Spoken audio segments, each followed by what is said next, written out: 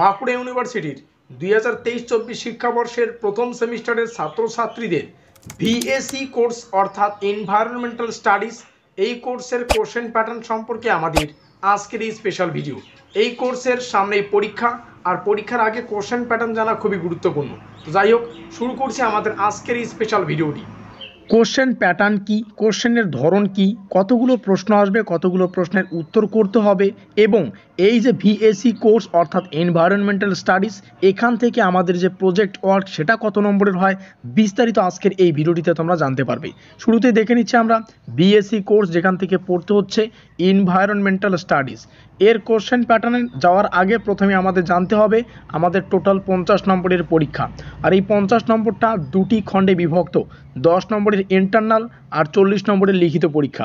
আরও গভীরে জানা যাক, গভীর থেকে যদি আমরা মার্ক ডিভিশন দেখি অর্থাৎ নম্বর যে বিভাজন, সেই নম্বর বিভাজনটা স্পেশালি আমরা যেমনটা আলোচনা করলাম 10 নম্বরের প্রজেক্ট ওয়ার্ক আর 40 নম্বরের যে থিওরি অর্থাৎ লিখিত পরীক্ষাটা সেটা একটু বিস্তারিত জেনে নেওয়া যাক। সেটাই কিন্তু এখানে একদম সুন্দর করে উপস্থাপন করেছে যে 10 নম্বরটা আমরা দেখতে পাচ্ছি প্রজেক্ট ওয়ার্ক হতে পারে, নতুবা ফিল্ড ওয়ার্ক হতে পারে, নতুবা ইন্টারনাল এক্সাম হতে পারে, যেটা 10 নম্বরের।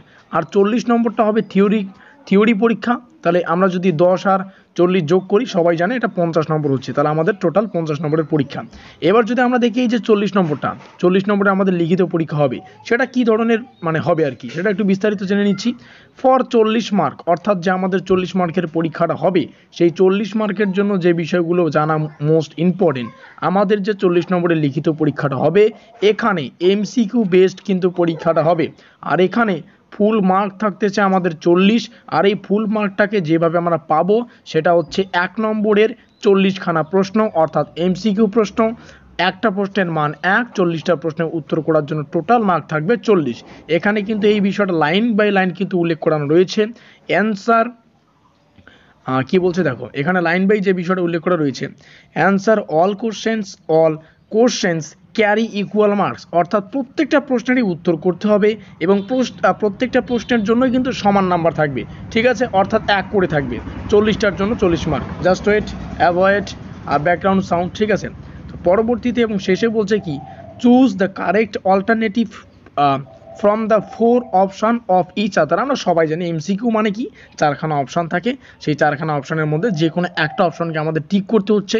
সেই ক্ষেত্রে তোমাদের সুবিধার্থে বলে রাখি, অপশানগুলো থাকে সিমিলারিটি, যার অর্থ হচ্ছে প্রত্যেকটা অপশনই যেমন মনে হয় যে এটা ঠিক এটা ঠিক।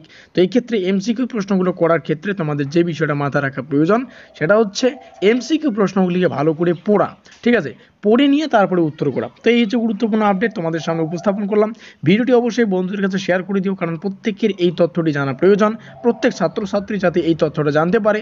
তো অবশ্যই ভালো লাগলে লাইক করে দিও, বন্ধুদের কাছে অবশ্যই শেয়ার করে দিও। আর আমাদের আজকের স্পেশাল ভিডিওটি এই পর্যন্তই।